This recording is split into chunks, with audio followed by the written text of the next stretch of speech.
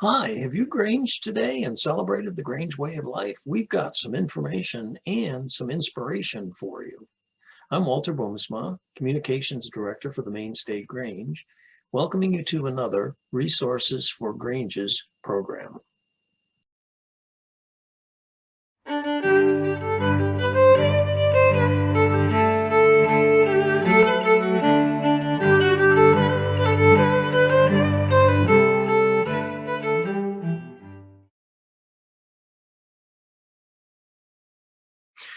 Hi, Walter Boomsma here. I'm the program director, or traditionally called lecturer, for Valley Grange in Guilford, Maine. I want to talk to you a little bit today about a program we developed quite a few years ago, actually, called the Blistered Finger Knitters. The program was actually an outgrowth of our Words for Thirds program. And most of you are familiar with that, and you know that it involves providing dictionaries to third graders. And we saw an opportunity to do something more than that. And this program just sort of naturally unfolded. It was kind of amazing. It's not a program that requires a lot of structure. You may, however, want to have a program or project coordinator. This could be your community service director, the CWA director, anyone really who just has some ability to communicate, because the primary responsibility is just to keep the program humming, to make sure that knitters are knitting, collecting the products, the hats and mittens as they're finished, and then making sure that they get distributed to the schools. And there are some other options here, which we'll talk about in a minute. But it's not a highly structured program. It's not at all difficult to do. And one of the things I do want to mention, and we'll get into it a little bit later, is that it's a great program for right now, because COVID doesn't really affect it.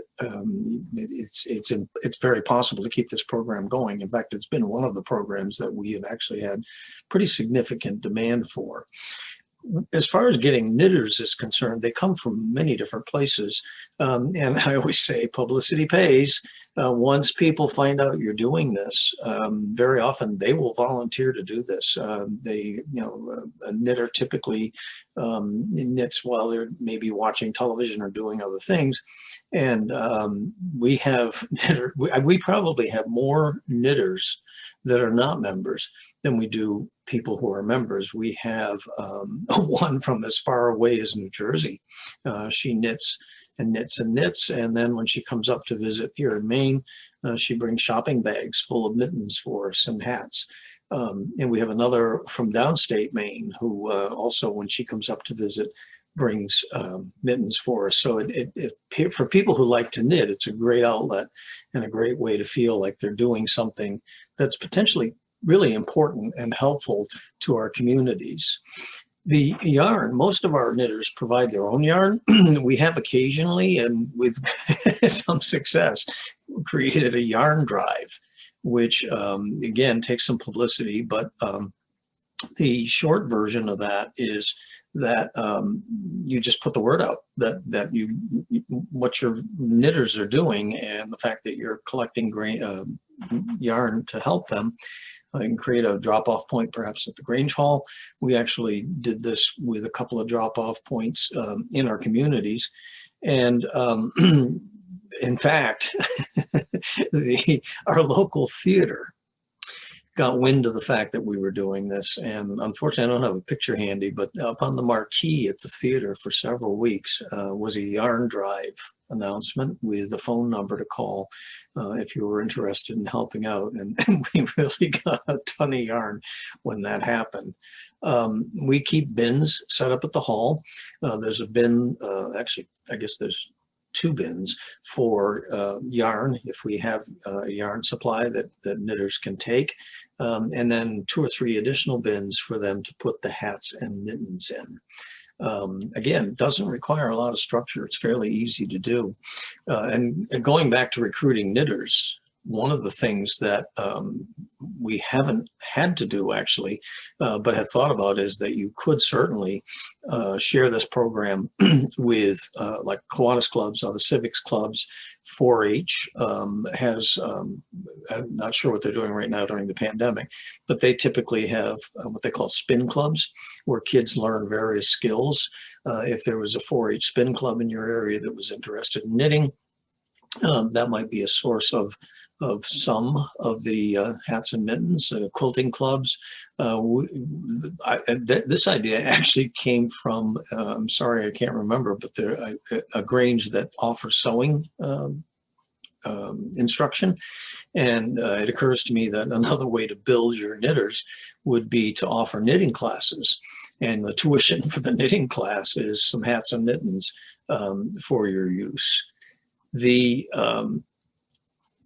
distribution of this, the way we do it, is we actually take, we typically do our Words for Thirds program in the fall. So we're building inventory in anticipation of that. And some of the schools come to the Grange Hall, actually make a field trip to the Grange Hall for the dictionaries. And in other cases, we go visit the school.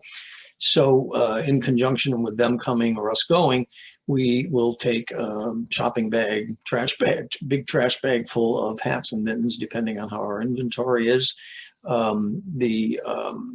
We try to keep an inventory all year round. Obviously, not much happens with it in the summer, but we occasionally, in fact, just recently had a request from a school where they were really kind of hurting for some of the kids just didn't have hats, mittens to meet the winter weather. So it's nice to keep a running inventory as well as have a kind of like timed event, if you will, for distributing them. We don't make any determination as to who's eligible to get a pair of mittens or a hat. Because we're working through the school, we leave it up to the school. There could be other ways to distribute. Somebody actually mentioned possibly doing this through food cupboards. That could be another avenue.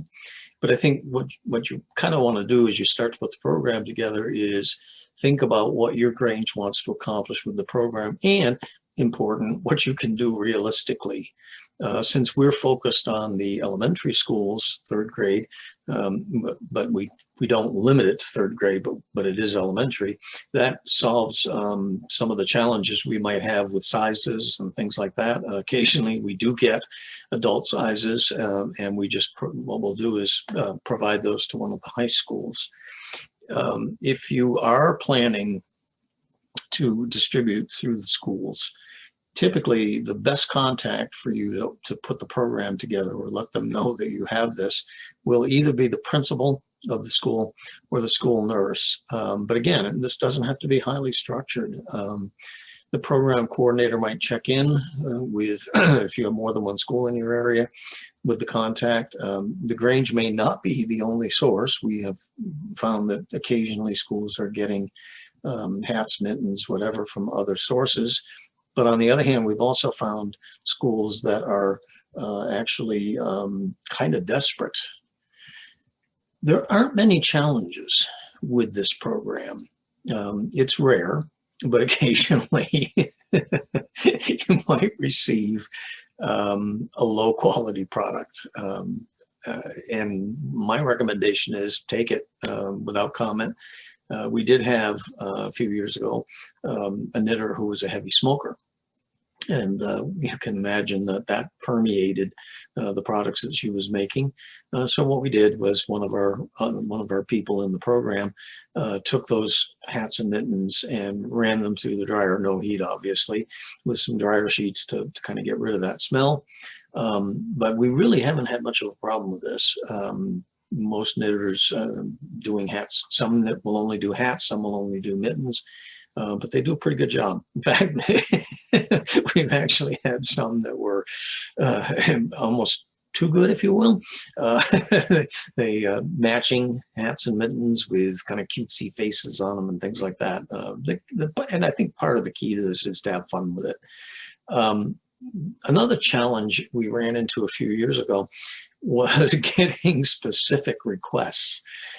We only worked through the public schools, but we had a contact who wanted us to make, again, I don't remember the details exactly, but matching hats and mittens for preschool in the area. And they promised a donation in exchange. We delivered the hats and mittens.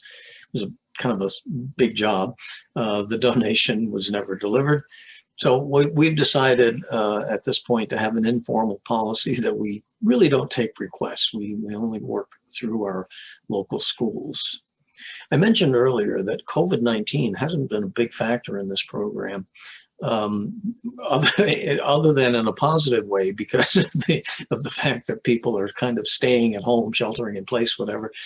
There's more knitting time, so we actually have had more hats and mittens being produced than we might typically. And in the course of doing the program, we do exercise common sense and caution. The schools do have no issue with this. They assure us that they are actually quarantining, quarantining the hats and mittens when we deliver them to them. And I don't know what those requirements are, but they have to sit for a certain amount of time before they're distributed. So I honestly, other than the positive aspect, I would say this is a great program to start up while COVID-19's on. You could actually promote it as such. I mean, if you're sitting at home, nothing to do, why not knit some mittens or some hats for some kids, for some of the kids in our communities. Future development, I think this is a program that really the value of it is it's simple. You just do it. It doesn't require a lot of structure. Some of the ideas that have come up that we've entertained, one is that the Grange, we could order labels that say something like knitted by in our case, Blistered Finger Knitter or a Grange volunteer or something like that, and then sew those into the hats and mittens.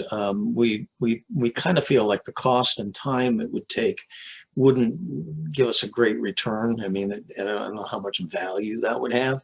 We promote the program in other ways. The schools actually help us with that some. But for example, when we're getting ready to do a distribution, it would not be uncommon for us to take a picture of some of our knitters with kind of all kinds of hats and mittens around them and indicate that they're headed for the local schools. I mentioned earlier the idea that you could offer knitting lessons in exchange for a few pairs of mittens or some hats. In-person lessons might be problematic right now, although the Grange I mentioned that's doing sewing lessons is still doing it. They just remain socially distanced, wear their masks. It's not like a huge group of people. An idea, because I like working with kids, I don't knit though, an idea that I think has some potential for development is to offer to start an after-school club, particularly in the upper grades, like middle school, high school, to encourage those kids to help their the younger generation while they're learning a valuable life skill.